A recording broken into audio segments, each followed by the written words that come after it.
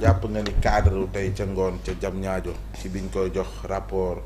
bi tukkee ci dialogue national bi ñu ameloon suma jumu le 21 mai xawma le 25 xawma le 26 jàppatuma sa date bi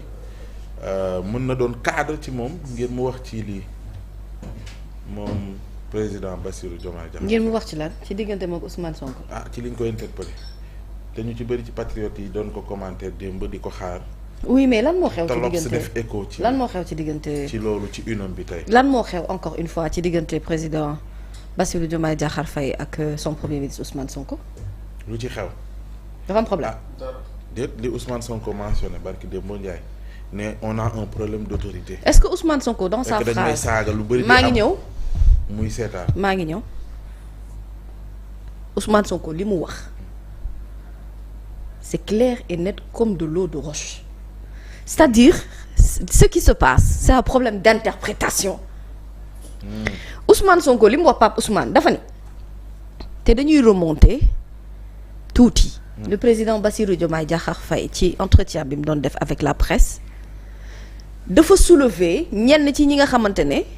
dañuy xas ak di saaga Ousmane Sonko sur les réseaux sociaux et yenn chaîne de télévision yi le président Bassirou mu ni lu ci bari luy xew Ousmane Sonko moom sax yëgu ko man maa ko naan waaye yow ndax dégg nga diw ak diw mu ne man de yëguma ko sax. Ouais. Il l'a dit ou il l'a pas dit? Ouais, il l'a dit. À l'Assemblée nationale quand Ousmane Sonko est venu faire son deuxième exercice bi muy préciser ci ñi nga xamante ne bi muy wax naan ce sera la fin mu ngi dakkal d'ailleurs moom sax daawul woon sax immiscé wu ci yenn yi nga xamante ne daan na am mais à partir de maintenant lui il va s'en charger personnellement. Tolérance zéro par rapport ak yenn insultes yi am ak yenn dérives yi nga xamante ne ñu ngi ko doon seetlu. C'est la première fois que Ousmane Sonko addu pour dëggal kaddu yi Bassirou Diomaye Diakhar Faye waxoon ci entretien ba avec la presse. Ousmane Sonko di ci biir waxam su fekkente ne nii dañu koy saaga moom Diomaye parfois muy jël yenn décision yoo xamante ne moom Ousmane sax du ko yëg te bu nu wëlbatikoo dañ naan Ousmane la. foofa la ko waxee ne ko ni kon dafa mel ni li nekk di xew nii seetaan da cee am ndax mënoon nañu koo dakkal bu yàgg kon réew mi problème mu autorité la am waxul ne le président Bassirou Diomaye Diakhar Faye n'a pas d'autorité c'est la plus haute autorité c'est vrai mais des autorités c'est des décisions à prendre à plusieurs démembrements de l'État qui dépendent du président de la République du Sénégal donc Ousmane ci ni ma ko xamee ci yaram ak ci tegginam ak ci nangul président Bassirou Diomaye Diakhar Faye bi mu wax ne c'est mon frère et c'est mon ami période bi nga xamante ne moom xañ nañ ko pour mu nekk président de la République il a su donner la place à quelqu'un à qui il a entièrement confiance bu mu bëgg wóolu ko kooku tamit di ko delloo mbëggeel geeg cofeel googu dox ci seen diggante te ñoom ñaar li Salma wax sànq le rappel profite aux croyants le président Diomaye ni ils ne sont pas d'accord sur tout ce qui veut dire que le président Bassirou Diomaye Diakhar Faye connaît le tempérament du premier ministre Ousmane Sonko xam ko te xam ne aussi à chaque fois qu'il se mu sentir ne dëgg-dëgg ne war na mën a génn pour remettre les pendules à l'heure il ne mettra personne à l'abri ça n'a pas empêché pour autant le président Bassirou Diomaye ne il veut un premier ministre super fort Pape wax ak dégg-dégg gis nga bu crise institutionnelle amoon dëgg-dëgg Ousmane du nii la koy waxe ci conseil national bu Pastef il n'y a pas de crise institutionnelle ça n'existe pas li may bañ mooy ñu bëgg a gëmloo sénégalais yi ne problème dafa am problème amul man j'en suis sûr que président Bassirou Diomaye bi mu yegsee Sénégal waxtaan nag Ousmane Sonko man gëm naa loolu gëm naa ne seen diggante ñu ngi jokkalante ni ñu war a jokkalante ñu ngi échanger li ñu war a échanger il continue de tenir les rênes de ce pays parce que Ousmane Sonko en parlant n'a pas parlé en sa qualité de premier ministre encore une fois wax bu nekk ci contexte am ndajam Pastef la nekkoon moom mu jiite Pastef te donte président Bassirou dafa génn ci Pastef naam dëgg la ci yenn instance de décision yi waaye terewul itam s'il doit dire des choses ou clarifier par rapport ak yenn attaques yoo xamante ne personne dafay jëm ci moom ñenn ñi sax di dem ci ay plateau de télé pour bëgg ko défendre ba finalement leur propos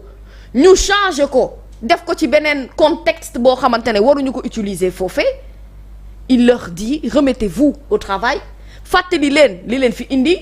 te am na loo xamante ne faw nu dakkal ko ndax Ousmane Sonko may wax keroog Ousmane Sonko mu dëggu la mu am yëg-yëg Ousmane Sonko mu maar ci yenn situation yi Ousmane Sonko mu bëgg réew mi jubbantiku ci loo xamante ne moom la ñu ko daan tuumaal démb ak bërki démb ne moom kat il est irrespectueux ne moom kat ce sont des terroristes ne ñoom kat dëgg-dëgg ñoo fi mëgg indi mouvement insurrectionnel lii yëpp ci réew mi la ñu fekk et pour moins que ça pour juste une publication sur une page Facebook Bassirou Diomaye Diakhar Faye en a payé le prix fort bu ko yàlla récompensé tey jaarale ko ci nit bu tudd Ousmane Sonko.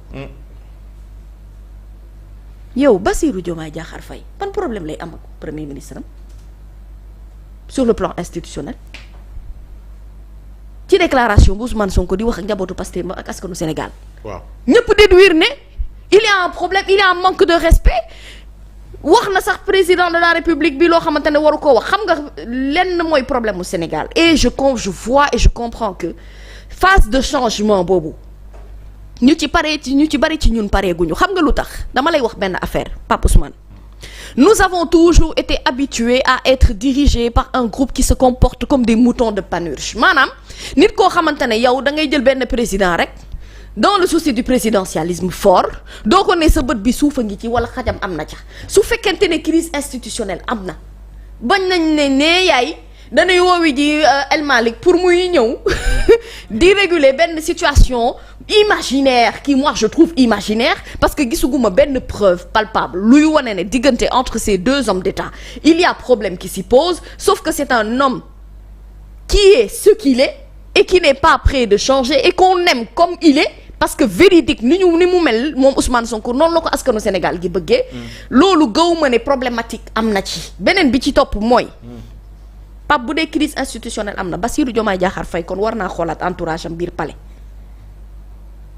s'il y a des bruits qui sortent des couloirs de ce palais pour aller en informer certains soi-disant parce qu'il y aurait un petit problème entre eux deux donc le président Bassirou Diomaye na xoolaat entourage am bu baax te wax ji xam nga wax ji lan la mooy fi jamono jii ñu toog ñëpp war a fakkandiku ñëpp war a defaraat seenu toogaay surtout ñi nga xamante ne dañ leen jox ay postes de responsabilité man li ma jàngat ci wax ji mooy wax ji yëpp mooy ne remaniement dina am de dina am de il y aura des fauteuils qui vont sauter dans ça c'est clair parce qu'il y a des choses qui ne marchent pas et les choses qui ne marchent pas on les change pour des choses qui marchent si on part d'un constat que ñiy yàq ñu ngi continuer di yàq ba tey kon yàqkat yi foog ñu génnee leen fa ak fu ñu mënti nekk que ñu nekk palais ñu nekk primature ñu nekk suñu administration ñu nekk ci ministères yi ñoo ci bokk yam danoo tàmmul ku leen wax dëgg te nag jubal jubbanti dëgg moo koy wëyal bu fekkente ne am na lu ñu war a dénoncer dinañ ko dénoncer je ne pense pas que le président Bassirou Diomaye Diakhar Faye di wàcc ci benn niveau bi vraiment pour pouvoir donner des réponses yoo xamante ne ñenn ñi dañu koy wër pour une situation imaginaire boo xamante ne ñoom ñoo ko fi teg yaakaar ne looloo am man boog gëw ma ne crise am na parce que xam naa ne ki fi jiite réew mi xam na ki mu teg ci wetam kan la gëw ma ne jafe-jafe am na ci seenu diggante ndax bu doon am na bu yàgg ndax c'est pas la première fois que ñuy ñàkk bañ a déggoo ci yenn yi et beneen bi ci topp mooy seen linge sale boobu nga xamante ne moom la kii di Ousmane Sonko doon waxal li tax bàyyiwul ci kenn muy ci njabootam ak ñi féete ci biti mooy ne réew am na foo toll foo xamante ne ni dafa leen bëgg wan ne man maay le maître du jeu maa yore carte bi ci wàllum politique débat bi su ma neexee ma orienté ko ci man te du ngeen wax ci keneen ci man j'ai les épaules assez larges pour pouvoir supporter encore une fois de plus que ce débat soit orienté sur ma propre personne à moi beneen bi mooy ne mettre les points sur les i par rapport à certains comportements de ñenn ci waa Pastef ñi nga xamante ne ñi nga ca biir ba pare di tàmbale yootu lu ñu jotagul xam nga nag xeex bi nag moom nga xamante ne sénégalais yi dañu yaakaar ne gagné nañ ko ba pare bi ñu xësee ba falu ba toog il faut ñu comprendre ne xeex bi léegi lay door a tàmbali waaw ndax xeex pour liggéeyum réew boo xamante ne depuis 60 ans d'existence ba léegi on a les mêmes mots MAUX yu fi nekk boobu ba tey yoo xamante ne génn guñ ci te situé guñu ko ci ça veut dire que aujourd'hui tey la sénégalais gën a war a mën a takk seenu tubéy ba mu dëgër bu dee góor sër bu dee jigéen ñu xam ne le développement ça passe par un processus lent et un processus long boo xamante ne patience mooy mën a tax ñu yegg fi ñu yegg nii tey mais gëwuma ne il y a une crise institutionnelle au sommet de l'État. neen na ci opposition bi ci déggee nag anticipation élection da koy coach mais tu sais quelqu'un boo xamante ne toi tu as du mal à sortir de ton balcon. Tu veux parler, les gens te répondent pourquoi. Sors de ton balcon d'abord. Fary xaar nga ci président mu wax comme ni ko ñenn ñi sàkko te tribune ngoon gi mën na ko servir de prétexte.